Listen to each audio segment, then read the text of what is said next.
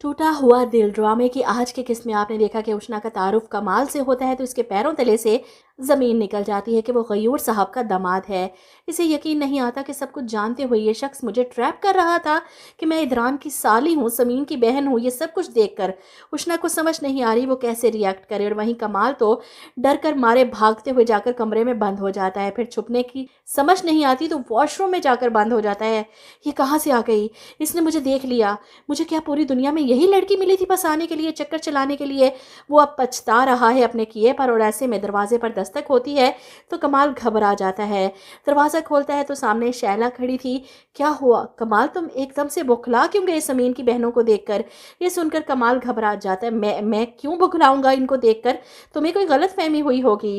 लेकिन शैला को शक हो चुका है कमाल पर, ये कुछ ना कुछ तो ज़रूर छुपा रहा है, वरना इस तरह अचानक से मुँह छुपाकर कमरे में क्यों बैठ गया, क्यों बाहर नहीं आया सबके सामने। ऐसे में बाहर से कमाल की माँ का फ़ोन आता है इसे बातें सुनाने के लिए। कहाँ छुप कर बैठा है तू, कब से तुझे फ़ोन कर रही हूँ, फ़ोन क्यों नहीं उठा रहा तू?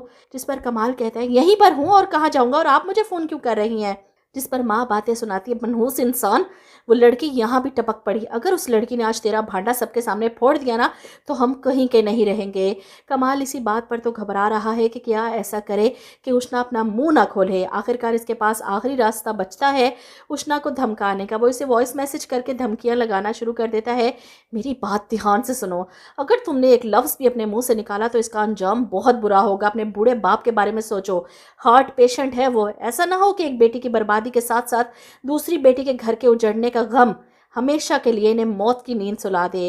इस घर का दामाद हूँ मैं, अपनी बेटी का घर तो ये कभी बर्बाद नहीं होने देंगे, लेकिन हाँ, बहू को घर से ज़रूर निकाल सकते हैं। अपनी बहन का घर बचाना चाहती हो तो भूल जाओ जो सब कुछ हुआ। उष्णा को यकीन नहीं आएगा कमाल इतना बड़ा धोखेबाज इंसान समीन के बारे में सोचती है। अपने बाप का ख्याल आता है तो कमाल की धमकी पर चुप कर जाएगी, लेकिन इसे धमकाने के बावजूद भी कमाल की टांगें कांप रही हैं। वो मजीद यहाँ रुकना अफोर्ड नहीं कर सकेगा, इसलिए चुपचाप इस फैमिली गेट टुगेदर से निकलकर फरार हो जाएगा। और इसी बात पर शैला इसे आड़े हाथों लेके कि आखिर तुम अचानक वहाँ से क्यों चले गए, ऐसा क्या है जो तुम मुझसे छुपा रहे हो। इसके सवालों पर कमाल उल्टा चिढ़ जाता है। तमीज से बात करो शैला, मैं तुम्हारा शोहर हूँ, कोई नौकर नहीं हूँ।